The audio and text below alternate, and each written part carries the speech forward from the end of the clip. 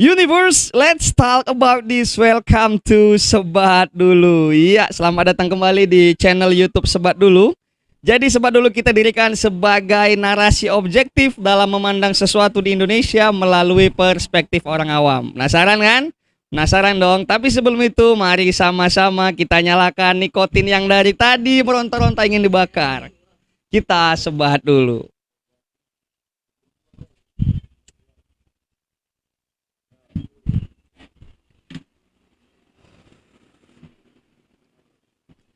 Ya, mohon maaf sebelumnya kita sedikit terlambat dalam unggah konten ketiga ini karena maklumlah pengangguran bermartabat, kadang ada job, kadang nggak ada job gitu ya. Tapi di konten ketiga ini gua nggak mau ngebahas kayak dua konten sebelumnya.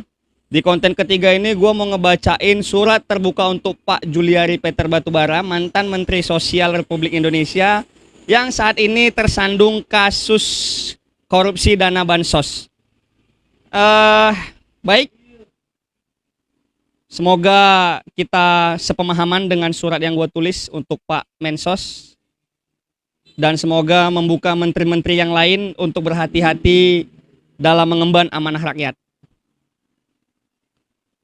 Surat terbuka untuk Bapak Juliari Peter Batubara, seseorang yang telah menyia-nyiakan kesempatan menolong jutaan manusia Indonesia. Kepada yang terhormat Bapak Juliari Peter Batubara, 2020 singkat, padat, dan tidak jelas. Begitu saya membaca sebuah meme yang diunggah seseorang di laman Facebooknya. Januari, saya mulai merintis sebuah usaha kedai kopi di ibu kota kabupaten saya tinggal. Alhamdulillah, penjualan usaha kami cukup untuk menghidupi 2 orang. Yang saya paham sekali mereka butuh pekerjaan untuk sebuah penghidupan. Maret, berita corona mulai merebak dan dibahas di sudut-sudut kedai kopi kami. Awal April, COVID-19 bak sebuah gerombolan monster yang siap menyerang kota-kota yang disinggahinya. Poster-poster untuk menjaga kebersihan mulai diedarkan di berbagai fasilitas umum. Kemudian pertengahan April, edaran larangan berkerumun mulai disosialisasikan. Kedai kopi harus kami tutup atas anjuran pemerintah dan berbagai isu-isu tentang ganasnya virus ini. Kemudian Mei, untuk bertahan hidup, kami coba untuk membuka kembali lahan kami mencari makan. Hampir setiap malam, Pak, kedai kami didatangi polisi, BNPB, dan Satpol PP. Bukan untuk mengopi, tapi meminta kami untuk menutup kembali sebab larangan berkerumun. Pun meski hand sanitizer kami sediakan, walau masker tak lepas dari lumbung pernafasan. Kami kolaps, Pak. Minggu kedua Mei resmi kami tutup. Dengan berat hati, pekerja harus kami rumahkan. Sebab tak mungkin menggaji tanpa sepersen pun rupiah dari para pengopi.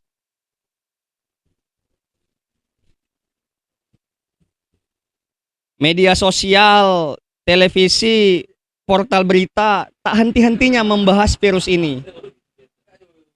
Jumlah korban baik yang terpapar maupun meninggal kian bertambah dari hari ke hari. Harga masker meroket tinggi dan betapa sulitnya untuk dicari. Mereka yang mengais rezeki semakin hari semakin sempit. Keadaan ekonomi kian menjepit. Kami hendak berteriak tapi siapa yang mau mendengar? Tetangga, sanak saudara, semuanya ada dalam posisi dan keadaan yang sama.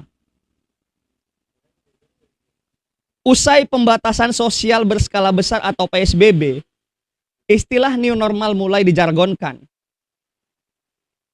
Pun meski pada Juni kami mulai aktif untuk kembali mengais rezeki, keadaan masih pula belum kembali. Daya jual dan daya beli sama rendahnya hingga detik ini. Bukan, Pak, saya bukan mengeluh. Toh apa pula gunanya? Yang terdampak juga bukan hanya saya. Daluna dan Rohima di Sumatera Selatan. Di Medan, Sumatera Utara. Seorang tukang bubut nekat mencuri beras sebab rasa lapar yang tak lagi tertanggungkan. Sementara itu, pekerjaan yang ia lakoni tak lagi bisa memenuhi sejengkal perut. Di Serang, Banten, sebuah keluarga yang terpaksa hanya mengkonsumsi air galon dalam 2 hari sebab himpitan ekonomi karena pandemi. Pak Juliari yang terhormat, demi Tuhan saya mengeluh. Mengeluh kepada Anda yang harusnya punya tanggung jawab moral pada masalah-masalah sosial di negeri ini. LHKPN mencatat 47,18 miliar harta yang Bapak miliki. Masih kurangkah, Pak? Sampai harus merampas hak rakyat. Bukankah rakyat sedang sulit-sulitnya? Sedang sakit-sakitnya, bahkan sedang pahit-pahitnya. Pak Juliari, di Republik ini kepada siapa lagi kami harus percaya jika pejabat negara saja sanggup merampas hak rakyatnya? Kepada siapa lagi kami harus mengeluh ketika pejabat negara begitu angkuh? Kepada siapa lagi kami berbicara tentang kesedihan jika pejabat negara terus menumpuk kekayaan?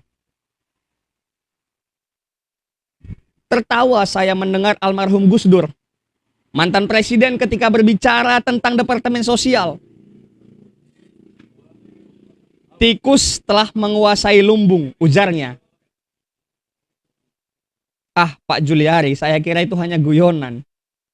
Sebab yang saya tahu, almarhum yang begitu saya kagumi memang kerap berguyon dalam setiap lafal kalimatnya.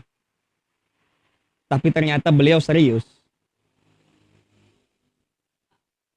Pak Juliari yang terhormat, andai mencaci maki adalah sebuah tindakan yang benar, tentu caci maki yang ingin saya sematkan.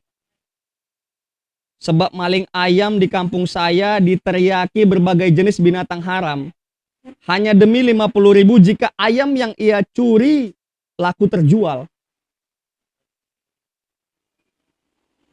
Pak Juliari yang terhormat, betapa Bapak sia-siakan ladang amal yang sudah Tuhan siapkan. Betapa Bapak sia-siakan gelar pahlawan yang telah rakyat ini hendak sematkan jika korupsi ini tidak terjadi. Pak Juliari, keadilan sosial bagi seluruh rakyat Indonesia. Pancasila butir kelima. Wassalam. Sudut Kedai Kopi, Desember 2020. Assalamualaikum warahmatullahi wabarakatuh.